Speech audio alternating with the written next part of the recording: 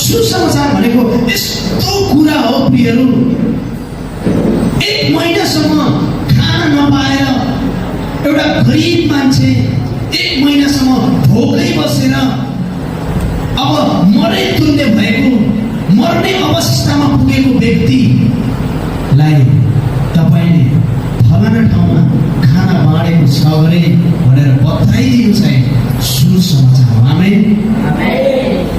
खाना नपाएर मर्दै गएको व्यक्तिलाई फलाना ठाउँमा त भोज लगाएको छ, फ्रीमा खाना बाँडेको छ, गएर खाना खानुहोस् र बाँच्नुहोस् तपाईँ भनेर बताउनु जस्तै सुसमाचार हो यीशुको।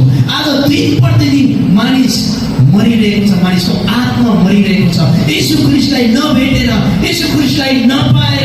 अनि यो कुरा आज तपाईँ र मैले मानिसलाई बतायौँ भने उनीहरूको आत्मा बाँच्नेछ प्रियहरू। हालेलुया।